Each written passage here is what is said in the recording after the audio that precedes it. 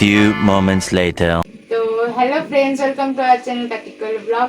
তো আজকে হচ্ছে আমি বানাবো, মানে ফার্স্ট টাইম ট্রাই করবো একটা কোনো জিনিস। সেটা হচ্ছে এই যে এইগুলো দেখা, এই যে এখানে থালা আছে, এখানে দুটো বড় বাটি, তিনটে ছোট বাটি, মোট 5টা বাটি, আর এই একটা গ্লাস মাটির। এগুলোর উপর এখন হবে কলকা ডিজাইন সবকিছু। তো তার আগে ফার্স্ট এগুলোকে কিনে এনেছি, এনে এখন এই একটা স্ক্রাবার হোক বা সিরিজ কাগজ যেগুলো হয় সেগুলো হোক, সেগুলো দিয়ে এখন এগুলোকে ভালো করে ঘষতে হবে। ঘষে একটু মানে যেগুলো খড়খড়া ভাবটা আছে সেটা উঠে যাবে। তারপরে এটাকে হচ্ছে জলে চুবিয়ে রাখতে হবে একটা সারা রাত। তো সেই জন্য এখন হচ্ছে এটাকে আমি ঘষছি, আর ঘষা প্রায় হয়ে গেছে, এগুলো সব হয়ে গেছে, শুধু এই থালাটা ঘষছিলাম। তো এরপরে জলে চুবিয়ে রাখবো, তো সেটা তোমাদেরকে দেখাবো। চলো এটা ঘষে নেবে, জলে চুবিয়ে রাখছি সবগুলোকে। তো আমি এখন এই থালা বাটি সেটগুলোকে হচ্ছে একটা গামলাতে বা তোমরা যে কোনো একটা জায়গায় চুবিয়ে রাখতে পারো। অবশ্যই মনে রাখবে থালা বাটিগুলো সব যেন জলের ভিতরে থাকে, মানে জলটা যেন থালা বাটি থেকে উপরে থাকে, সেটা খেয়াল রাখবে, মানে সব যেন ভালো করে ডুবে আর কি। এই যে সবগুলো এখন ভিজিয়ে রেখে দিয়েছি ওভারনাইট, এগুলো এখন শুকোবে। তারপরে পরের দিন সকালে জল ঝরিয়ে রেখে দেবো, তারপরে এর উপরে ডিজাইন শুরু হবে।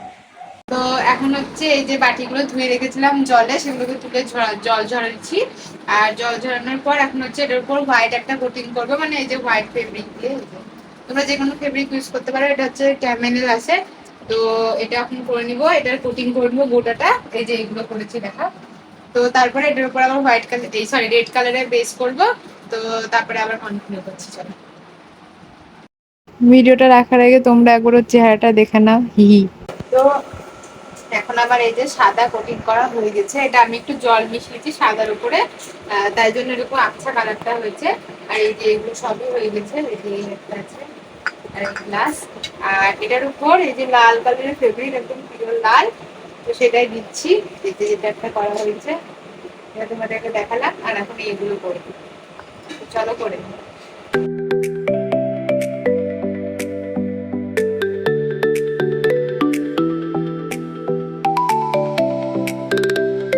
তো আমি এখানে অনেকক্ষণ ধরে করছিলাম, তো আমার করা দেখে ও একটু বললো যে দাও, আমি করে দিচ্ছি। তাই জন্য ও নিয়ে এখন করতে বসে গেছে। আমার কষ্ট আর কি এতটাও দেখতে পাচ্ছে না। তো যাই হোক, এদিকে বাড়িতে চলছিল হচ্ছে চপ ভাজা, দিদি এদিকে চপের শেপ দিচ্ছিল, আর মা হচ্ছে চপ ভাজছিল। দেখতে পাচ্ছ অলরেডি দুটো ভাজা হয়ে গেছে। কারণ দিদির এখন এই অবস্থা, দিদির বাইরের খাবার খাওয়া একদমই বারণ, সেই জন্য আমরা বাইরের খাবারগুলোকে যতটা সম্ভব বাড়িতে বানিয়ে খাচ্ছিলাম। তো সেই কারণে এইগুলো করা আর কি। তো চলো এখন হচ্ছে ছোট্ট একটা ব্রেক নিবো আর একটু খেয়ে নেবো।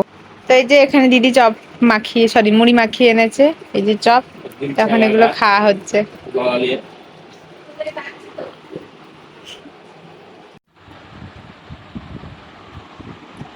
তো এতটা এখন কমপ্লিট হয়েছে, বাদ বাকিটা নেক্সট। তো এখন হচ্ছে এই প্লেন যে বাটির ডিজাইনটা করে রেখেছিলাম সেটার উপর এখন ডিজাইন করছি। তো ডিজাইনটা হচ্ছে এইরকম, একটু দেখে না, সিম্পলের মধ্যে বাটিতে ডিজাইন রেখেছি। এই যে 3টে করা হয়ে গেছে, এটাই এখন করছি। আর তুলিটা আমি 0 কি 1 সাইজে নিয়েছিলাম, ঠিক আমার খেয়াল পড়ছে না, মানে যত সরু তুলি হবে তত আর কি ডিজাইন করতে ভালো হবে।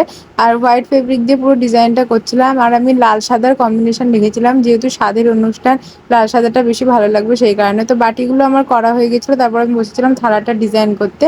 আর এখন গ্লাসটা আমার ডিজাইন করা হয়ে গেছে, তো অফ ক্যামেরায় সবই করে নিয়েছি আমি। তো গ্লাসটাও দেখো সিম্পলের মধ্যেই পুরোটা রেখেছি, যেহেতু ফার্স্টবার, বেশি কিছু ট্রাই করতে যাইনি, জানি না কেমন হবে না হবে। তো জাস্ট সিম্পলের মধ্যে যেটুকু পেরেছি করেছি। তো দেখতে পাচ্ছ থালাটা আমার এখন রেডি করা কমপ্লিট। থালাটার মাঝখানে আমি স্বাদ ভক্ষণ লিখে দিয়েছিলাম, যেহেতু স্বাদের জন্য তৈরি করা হয়েছিল। তো ডিজাইনটা কেমন লাগলো অবশ্যই কমেন্টে বলবে। একদম সিম্পল রেখেছি, তোমাদের যদি পছন্দ হয় তোমরাও করতে পারো এই ডিজাইনটা দেখে দেখে। তো কেমন হয়েছে পুরোটা আমাকে অবশ্যই কমেন্টে জানাবে, ফার্স্টবার ট্রাই করো। আশা করছি পুরো পদ্ধতিটা তোমাদেরকে আমি বোঝাতে পেরেছি। তো চলো তোমরাও ট্রাই করতে পারো। তো দেখা হচ্ছে অন্য কোনো ভিডিও, ততক্ষণের জন্য টাটা।